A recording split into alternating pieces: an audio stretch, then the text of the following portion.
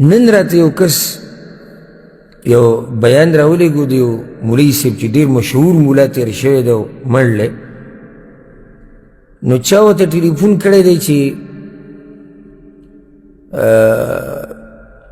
پېښور ته تللی وم او هلته مې پېښور ته تللی وم او هلته یو جومات کې مې لمونځ کوو، هغه جومات کې خلکو د رکوع سره رکوع نه چې راپاسې دې کې اشارې ویې کولې، رفع الیدین یادول. نو هغوی ما له دعوت راکړو. اوس دا ګوره ګټ عالم دی، یعنی څوک دی او اشارې کولې او بیا ما ته خلکو ووایي چې څه هم دا کوه.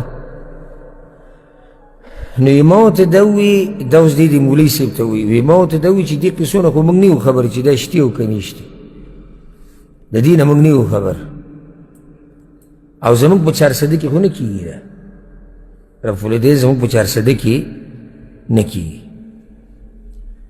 نو چې دا خبره به زما څنګه او په دې ما پوه که هغه ورته وایي ګوره لنډ وي دا د دغه خلکو مذهب جدا دی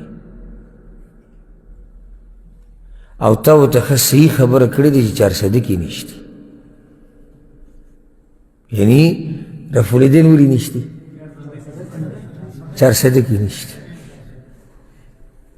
دلیل ته وګوره، یعنی معیار چې دا کار شتي که نشتي دا به کوم ځای ګورې؟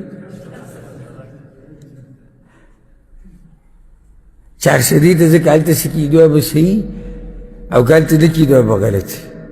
حیران به شي ته، یعنې زه چې دا علما الله له به څه جواب ورکوي.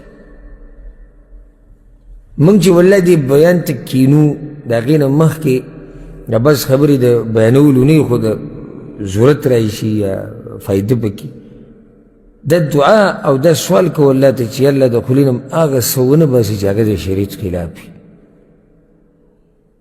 او دا ویم زه په خپله دعا کې دا یا الله که چېرته زما د لاسه داسې وخت راشي چې زما د لاسه خلکو ته فتنه جوړیږي او د خلکو دین ګډوډ کېږي، نو یا الله په حقه ورځ مې د دنیا نه واخلې. ځکه چې که زه چېرته د دنیا نه داسې لاړ شم بغیر د دغه بوج اخیستو نه، نو دا زما دپاره غوره ده د دې نه چې زه الله ته مخامخ شم او الله ماته تپوس وکړي چې تا خلکو ته یو خبره بیان کړې وه بیا دې په ما راتپلې وه یا دې په پیغمبر تپلې وه، دا ولې؟ زه به د هغې څه جواب ورکړو؟ اوس یو عامي ته ته دا وایې چې تا دا خبره ورته صحیح کړې ده چې چارسده کې نشته، نه ته د عامي پوه که چې ولې د رفع الیدین نشتي. که ته دا ثابتول غواړې چې نشتي نو خو صحیح خو ورته ثابته کړې که نه چې نشتي. د الله نه یره پکار ده.